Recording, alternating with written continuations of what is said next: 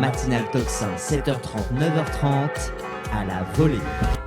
Et à la volée, je suis donc très heureuse de recevoir Michel Fize, politologue, sociologue, chercheur au CNRS, ancien conseiller régional d'Île-de-France, ancien membre du cabinet de la ministre de la Jeunesse et des Sports, Marie-Georges Buffet, auteur de nombreux ouvrages, vous avez déjà reçu pour le dernier, et puis celui-ci, Les larmes de Charlie, 10 ans déjà, c'est un livre en auto-édition si je ne me trompe pas. Bonjour Michel Fize. Bonjour. Et merci beaucoup d'être avec nous. Alors, vous parlez cette fois-ci, alors, les larmes de Charlie, on va revenir évidemment sur les attentats de Charlie Hebdo. Je rappelle, 10 ans après, ces attentats du 7 janvier 2015, suivis de l'attentat de Montrouge, de l'hypercacher. Et puis, vous le rappelez évidemment, un peu plus tard encore, le Bataclan. Et évidemment, tout ce qui est arrivé et tous ces meurtres, cet attentat absolument terrible. Mais au-delà de la scène et de tout ce qui s'est passé et de l'horreur de ces massacres, vous dites qu'il y a eu finalement une forme d'instrumentalisation, et c'est là-dessus qu'on va se pencher aujourd'hui. Instrumentalisation qui finalement est intéressante et qu'on pourrait élargir. On n'est pas seulement sur les attentats de Charlie Hebdo, mais généralement, on est dans cette tendance, comme vous le dites, à utiliser l'émotion. Et vous l'écrivez comme ça, vous dites ces événements de 2015 ont suscité une vive tristesse tant en France qu'à l'étranger, mais ils ont aussi paradoxalement ouvert la voie à un déchaînement d'émotions, souvent plus incontrôlées les unes que les autres. La digue des émotions justes a brutalement sauté sous le poids des larmoiries publiques et de ces marches blanches savamment orchestrées par les pouvoirs et des familles durement et bien sûr légitimement éprouvées. Dès cet instant, la France est devenue un juteux commerce, surtout pour les médias, toujours plus avides de spectaculaire et de sensationnel. Alors, est-ce que vous pouvez nous expliquer un petit peu déjà ce point de départ autour de Charlie Hebdo, et puis finalement cette révolte que vous écrivez face à cette utilisation de l'effroi et de l'horreur? Alors, je voudrais d'abord expliquer le sens de ma démarche. De même que vous essayez de produire une information alternative, j'essaie de mon côté de développer une pensée alternative, c'est-à-dire de regarder un événement différemment. Donc, comme je l'explique dans mon livre, alors qui est un tout petit livre d'une 50aine de pages, bon, Charlie a été pour moi un prétexte, alors au bon sens du terme, c'est-à-dire une occasion, une opportunité de regarder si à côté de l'interrogation légitime sur le terrorisme, l'islamisme, la liberté d'expression, il n'y avait pas quelque chose d'autre qui était en train de se passer. Et c'est ce que j'appelle effectivement l'émotionnalité qui est en train de submerger le monde. Il y a une immense vague émotionnelle aujourd'hui qui se répand un peu partout, voilà, qui dessine un peu ce que j'appelle un tsunami émotionnel, et comme vous le rappeliez, qui déclenche un phénomène épidémique. Il y a ce que d'ailleurs le philosophe Henri Bergson appelait déjà il y a un siècle une atmosphère d'émotion. Donc nous sommes baignés dans cette atmosphère, d'émotion. D'ailleurs, Wilhelm Reich parlait de peste émotionnelle, vous voyez, avec des mots beaucoup fort, plus durs que ceux que j'utilise aujourd'hui. Alors, ce qui se passe, c'est qu'aujourd'hui, tout tombe sous le coup de l'émotion. Donc, ça nous dessine un système social émotionnel et un régime politique qui est ce que j'appelle un régime politique émotionnaliste. C'est-à-dire que dans un système politique normal, la raison, le raisonnement donne des décisions raisonnables. Voilà. Et la boucle est bouclée. Eh bien là, c'est l'émotion qui donne des décisions émotionnelles. Je vais vous prendre un exemple qui est tout à fait révélateur, qui ne concerne d'ailleurs pas la France, mais l'Allemagne. Il y a quelques années, Angela Merkel ouvre la porte aux réfugiés, 1 million de réfugiés d'un seul coup, voilà, sous le coup de l'émotion. Voilà. Et ensuite, évidemment, elle fait marche arrière en se disant, peut-être un peu, 1 million, c'est peut-être un peu trop. Voilà. Mais bon, donc, ça veut dire que l'émotion, elle balaye même la pensée réflexive. C'est-à-dire, on réagit par l'émotion et ensuite, éventuellement, parce que ce n'est pas toujours le cas, évidemment, on réfléchit. Alors, ce qu'il y a d'important, c'est que finalement, tous les faits présents tombent sous le coup de l'émotion, les petits comme les grands.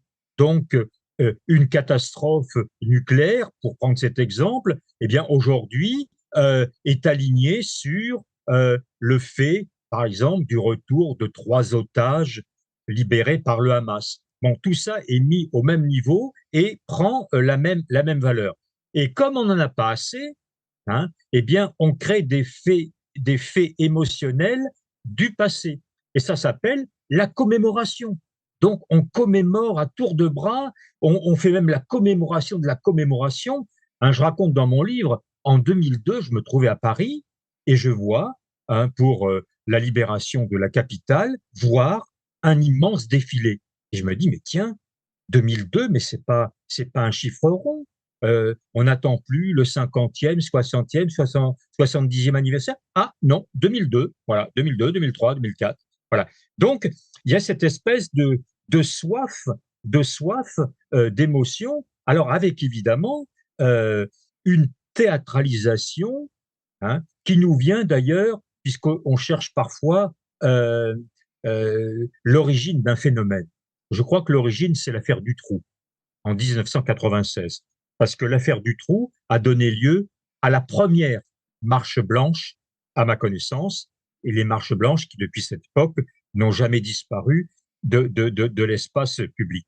Donc, marche blanche, bougies allumées, dépôt de fleurs, dépôt de gerbes, messe d'hommage, hein, messe des familles des victimes, ou discours publics, hein, y compris au sein des cathédrales quelquefois.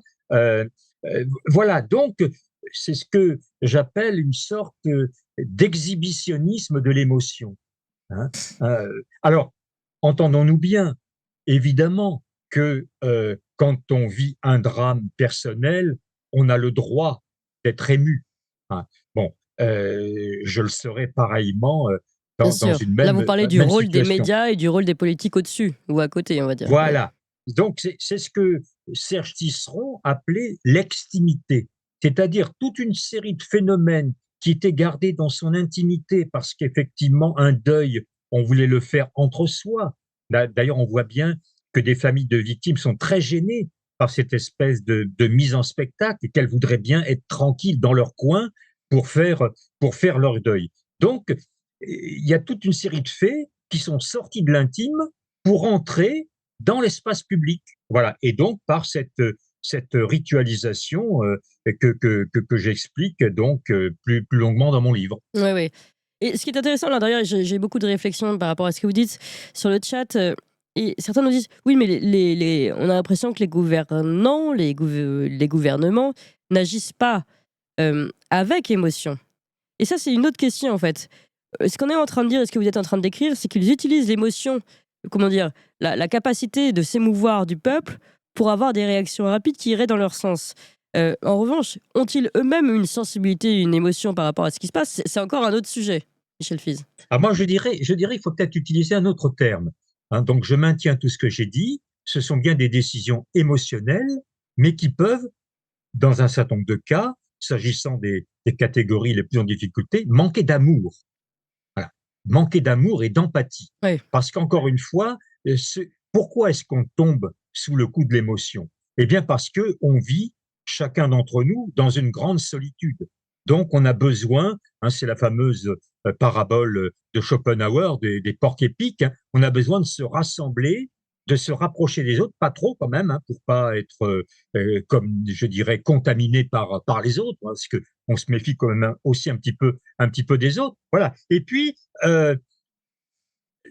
l'envie de se sentir exister. Donc, pour prendre peut-être une formule à la Descartes, on pourrait dire aujourd'hui, je pleure, donc je suis. Voilà. Et donc, il y a une injonction à ce que vous rappeliez tout à l'heure, hein, l'armoirie publique, hein, cette espèce de mise en scène des larmes, qui sont moins empathiques qu'égoïstes. C'est-à-dire, d'abord, j'essaie, moi, de me sentir pleinement exister et je prends l'autre, hein, comme une sorte de chose. Hein, et donc, je me sens de cette manière, ben, pour un temps, exister. Voilà, le temps d'une marche blanche, j'existe. Voilà. Voilà. Alors, ce qui est à dire par rapport à tout ceci, c'est que ce qui plaît à l'émotion, avec un grand E, donc le système, Oui. ce sont les petits chiffres et pas les grands. Voilà. Ben, je vais prendre un exemple tout à fait récent, hein. Qu'est-ce qui plaît en termes de spectacle médiatique? Eh bien, ce sont les 3 otages, en plus vivants, donc pas morts, hein, qui reviennent en Israël. Et dans le même temps, qui sait qu'il y a 10 000 enfants qui meurent chaque jour de faim? Voilà.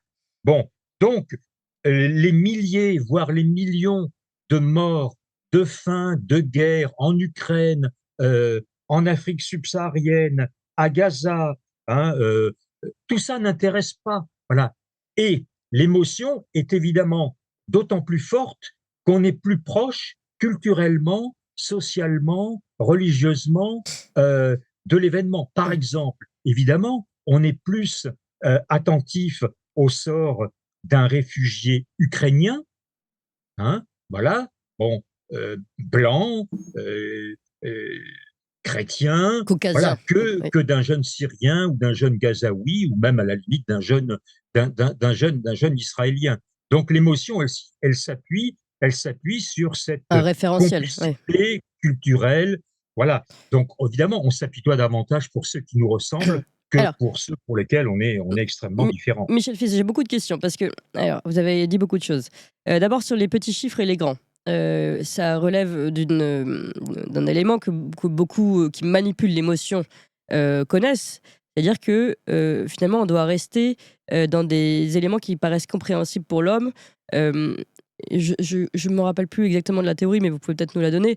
Au-delà d'un certain chiffre, en fait, le français n'arrive plus à se projeter. Enfin, le français, le particulier n'arrive plus à se projeter. Alors, évidemment, il peut se poser sur une table et faire son calcul, mais on n'est plus dans la projection, et c'est justement ce qu'on cherche pour l'émotion, c'est la projection immédiate.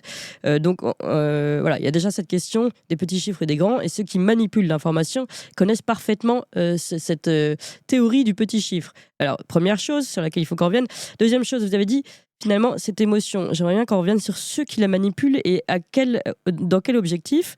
Vous parliez de manipulation de l'émotion avec des photos, et vous citiez l'exemple d'Angela Merkel qui a ouvert les frontières. Vous donnez aussi dans votre livre l'exemple du jeune Aylan, terrible photo évidemment, qui a été d'ailleurs manipulé dans la mise en scène de la photo, il faut le rappeler. C'était un jeune enfant réfugié qui était arrivé, malheureusement, qui est décédé, et qui était sur une plage turque. On pouvait voir son corps comme ça, Ouais. balayé par les vagues, avec son petit cartable, je crois. Enfin voilà, évidemment, n'importe qui voit cette photo est très très ému. Bon, je rappelle donc après coup, on comprenait que la photo avait quand même été, la mise en place du corps avait elle-même été modifiée. Mais, et puis c'est surtout ça, elle a provoqué une réponse politique immédiate, l'ouverture des frontières européennes, par compassion, par générosité, par émotion justement, face à cette photo. Donc on voit évidemment le pouvoir d'une photo, donc encore une fois de l'émotion. Et troisième élément, donc on va reprendre chacun l'un après l'autre, vous avez dit que c'est aussi du côté du peuple une façon d'exister, de se sentir exister. Et justement, c'est un élément très important de votre livre. Vous dites que finalement, cette émotion sur laquelle jouent les politiques et les médias fonctionne dans le peuple aussi parce qu'il y a un vide finalement à combler. Vous dites un sentiment aigu d'inappartenance, de vide. Et finalement, l'émotion vient combler ce vide et elle nous fait du bien le temps, on va dire, j'allais dire d'une chanson, bon, le temps d'une émotion. Donc, d'où vient ce vide? C'est ma dernière question. Donc, il y a les trois sujets, les chiffres, et la connaissance de cette théorie des chiffres par ceux qui la manipulent. Ceux qui manipulent, pourquoi? Quel objectif politique? Et puis ensuite, côté peuple, quel est ce vide dont vous parlez? Bon, alors, je vais prendre l'exemple que je citais tout à l'heure de l'Ukraine, hein, qui montre bien que les médias traditionnels construisent ce système émotionnel. De quoi nous parle-t-on régulièrement dès lors qu'on nous parle d'Ukraine? On nous parle des 3 victimes d'un drone qui s'est abattu sur un bâtiment. Voilà. Comme si on était face là à une catastrophe de grande ampleur. Et dans le même temps, on sait aujourd'hui qu'il y a probablement au bas mot 1 million d'hommes russes et ukrainiens qui sont morts Oui. ou qui ont été blessés, hein, depuis le début du conflit. Donc, le bilan qu'on tirera quand tout ça sera terminé, c'est que ce sont des morts pour rien, Mm. des morts pour rien. Voilà.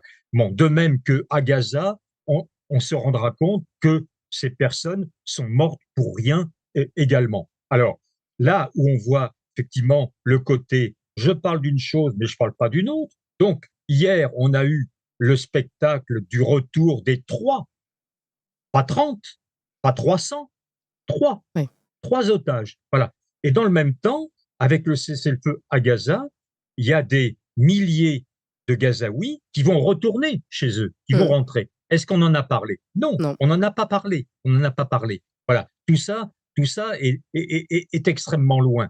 Voilà. Donc, on construit finalement une sorte de complicité entre le créateur de l'image et le regardant, ce qui donne l'exhibitionnisme, car on sait bien que les médias fonctionnent sur le sensationnel et le spectaculaire. Mm. Donc le petit Elan, vous avez cité l'exemple, mais on pourrait penser aussi, je crois, à cette petite fille, vous savez, qui était enlisée dans la boue et qu'on n'a pas pu sauver. Dans les sables Hein, mouvants, oui, oui. voilà, dans les sables mouvants. Oui, oui, Qui c'est était, ça, c'est voilà. affreux. Et Ouais. donc, qu'est-ce que ça produit chez le lecteur, le regardeur? Eh bien, ça produit ce que j'ai appelé un voyeurisme visuel et auditif. Hein, c'est-à-dire comme regarder une exécution capitale. Il y a une sorte d'appétit, du goût, du sang, etc. Eh bien là, hein, écoutez le commentaire d'un journaliste sur l'événement. Hein, on va vous dire, mais alors on va vous montrer les images, évidemment, les images sensationnelles, et puis on va ajouter, ah oui, mais on a administré 24 coups de couteau, voilà, et Mm. puis on s'interroge, le corps a été retrouvé dans l'eau, est-ce qu'il est décomposé, qu'est-ce que l'on voit encore? Vous voyez, on va jusqu'à une indécence, Mm. voilà, jusqu'à quelque chose qui est de l'ordre de l'ignoble. Voilà. Mais tout ça se mord la queue. Hein, c'est-à-dire, il y a une complicité parce que, évidemment, quand on cultive les bas instincts et sans essayer de remettre l'homme dans sa pleine humanité et de remettre, alors pour le coup, les chiffres à leur place, je continue de penser que 10 000 enfants qui meurent de faim chaque jour, c'est quand même au moins aussi important que 3 décès, quel que soit Les le parties, pays. oui. Voilà. Alors, pour le j'ai oublié les 2 autres questions. Non, mais oui, alors ça c'était la guerre des chiffres. Ensuite, justement l'instrumentalisation de cette, parce qu'évidemment, vous dites on va toujours plus loin finalement dans l'indécent ou alors au moins dans le voyeurisme. Dans quel but? Ça c'était la première question. Donc quel est le but des politiques et des médias dans cette indécence, dans ce voyeurisme, dans ce sensationnalisme? Et deuxième question, puisqu'on parlait du peuple finalement qui a aussi besoin de se nourrir de cette émotion. Vous dites que c'est pour combler un vide, alors je voudrais que vous me disiez de quel vide. En fait, d'un côté comme de l'autre, vous dites que finalement tout le monde se nourrit de ce sensationnalisme. Pourquoi? Donc allons d'abord du côté des médias et des gouvernants. Alors, j'ai expliqué ça sur une petite chaîne concurrente à la vôtre, la mienne, qui s'appelle Café Social Club. Toute petite chaîne, Café Social Club, mais qui ne demande également qu'à vivre un petit peu. Alors, là, pour le coup, on se trouve dans un phénomène de ruissellement inversé. C'est-à-dire, c'est pas le politique qui donne l'exemple de l'émotion et qui la fait retomber tout le long de l'échelle. Voilà. C'est l'émotion qui partant du bas. Alors, pour le coup, je parlerai du bas médiatique, hein, du bas médiatique, voilà, et qui remonte jusqu'à ce que le politique lui-même soit complètement absorbé. Et je cite dans mon livre des tas d'exemples depuis une quinzaine d'années. Je pense notamment à un crash aérien qui avait eu lieu en 2015, je crois, où on avait la mise en spectacle, la mise en scène, François Hollande, hein, accueillant des chefs d'État, accueillant des personnalités religieuses, inaugurant des stèles avant même que on ait pu faire le deuil des victimes. Enfin, voilà. Donc, il y avait effectivement, voilà. Donc, c'est une espèce, on est englué on peut pas s'échapper. Alors, est-ce que ça sert à quelque chose? Alors, peut-être pas directement, mais indirectement, ça effectivement, ça permet de ne pas évoquer les vrais problèmes sociaux et Oui. politiques du moment. Hein, parce que pendant qu'on pleure, eh bien, on ne réfléchit pas. Hein. Voilà. Donc, il faut sortir peut-être de ce portrait de l'individu. Et là, je pense à une expression d'Herbert Marcuse qui parlait de l'homme unidimensionnel. Eh bien, aujourd'hui, on a un homme unidimensionnel émotif. Voilà. Et donc, nous sommes sommés de réagir par l'émotion à n'importe quel événement. Alors, évidemment, comme il y a des événements qui se prêtent mal à l'émotion, eh bien, ça permet de ne pas en parler.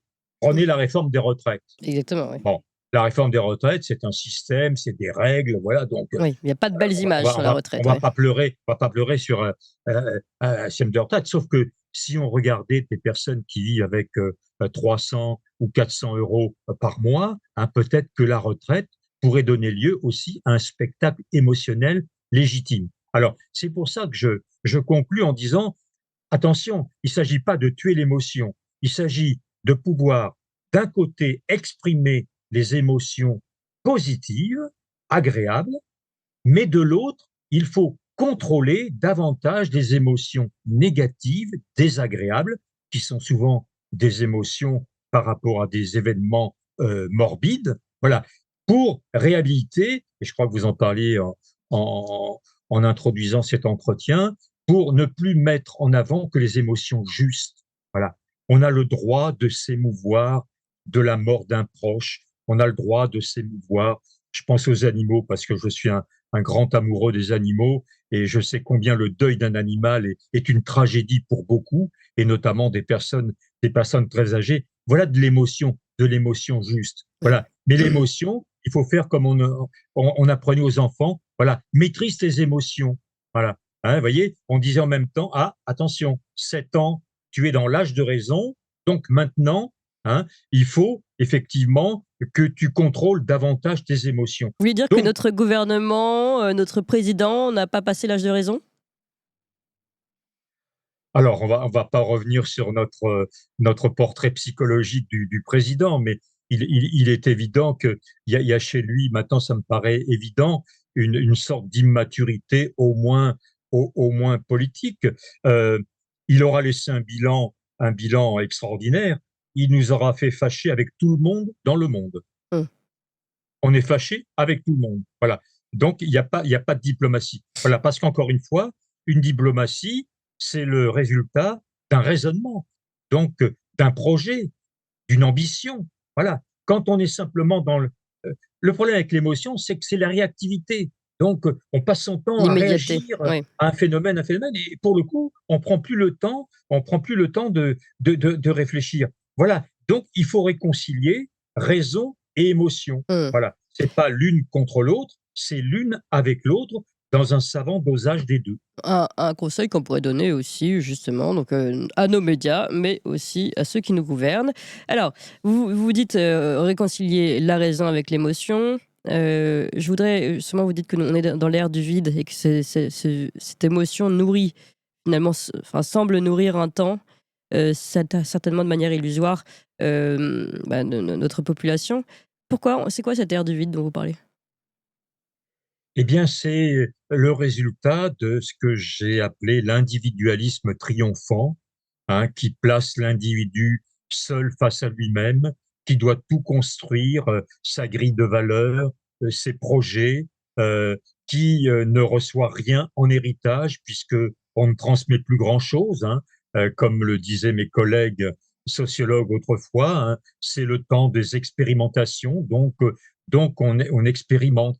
Donc, il faut combler le vide. Et on comble le vide par cette émotion qui vous donne le sentiment d'exister. Donc, pour le coup, ça donne évidemment un réveil des communautés émotionnelles, hein, ce que mon ami Michel Maffezoli appelait naguère les tribus, voilà, Eh oui. hein, avec notamment dans le domaine musical tout ce qui permet de produire de la trance musicale.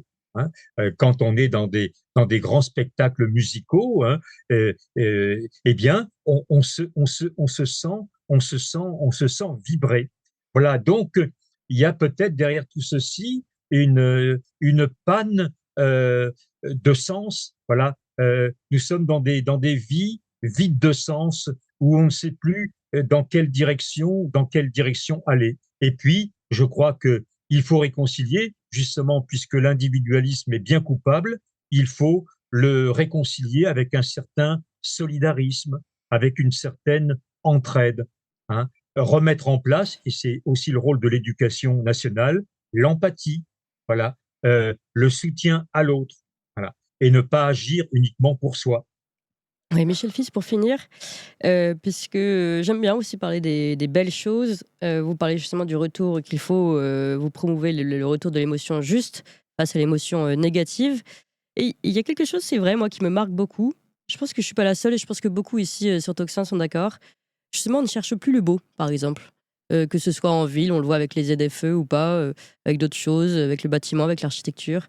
On ne cherche plus le beau, le bon, le bien et ce qui nous transporte vers le haut, ce qui nous tire vers le haut tous les jours et qui devrait d'ailleurs nous inspirer à faire toujours mieux. Cette recherche de l'émotion positive, comme vous dites, elle est annulée aujourd'hui dans notre société. Comment vous l'expliquez? Alors d'abord, ça sera l'occasion de m'inviter une troisième fois, puisque j'ai écrit parallèlement à ce livre, un livre que j'ai intitulé Aux armes citoyens, pour un réarmement moral de la société française. Et c'est tout à fait intéressant que vous citiez le beau, parce que dans la pensée philosophique antique, Eh oui, hein, le beau était indissociable du bien. tout à fait. Voilà. Et je crois que réarmer les gens moralement, alors pas au sens évidemment de l'ordre moral style Vichy ou autre, non, au sens de mœurs, hein, qui permettent de vivre ensemble, eh bien, je crois qu'il faut aussi, mais ça, tous les grands philosophes, hein, je relis Hegel en ce moment, hein, montrent combien l'esthétique fait partie de l'éthique. Voilà. Il y a pas d'esthétique sans éthique et inversement. Voilà. D'où le rôle fondamental de l'art. Hein. Quand on pense qu'effectivement, on a un petit ministère de la culture, alors que la culture, c'est essentiel dans une vie sociale. Hein. La culture devrait être un ministère d'État. Ça remplacerait peut-être d'autres qui ne le méritent peut-être pas autant. Merci Michel Fize. En tout cas, les larmes de Charlie, 10 ans déjà en auto-édition. Beaucoup nous ont demandé où est-ce qu'ils pouvaient trouver votre livre. D'autres m'ont demandé où est-ce qu'ils pouvaient trouver votre chaîne YouTube. Si vous voulez bien nous donner ces informations, Michel Fize. Oui, alors, donc le livre, il est déposé sur Amazon, hein, qui a bien voulu fabriquer ce livre. Voilà. Et puis ma petite chaîne s'appelle Café Social Club. Voilà, Café Social Club, hein, Michel Fils TV, vous tomberez dessus. Et il y a une petite vingtaine de vidéos, bon, qui essaient de développer, comme vous le faites ici chaque jour, des aspects alternatifs, voilà, de dire d'autres choses et surtout de dire peut-être autrement des choses que tous les autres disent. Merci beaucoup Michel Fize en tout cas pour cette analyse et puis cet appel au beau et au bien. On y reviendra, c'est évidemment aussi le message de Toxin tous les jours quand sonne avec la cloche de Toxin. Chers amis, merci infiniment encore une fois. Nous avons battu les records d'audience des autres. Nous sommes la première matinale sur YouTube. C'est important de le dire. Certains nous disent « Ah, vous répétez ». Oui, mais nous sommes la première matinale sur YouTube alors que nous avons que 18 mois d'existence. Je ne sais pas si vous réalisez à quel point c'est exceptionnel.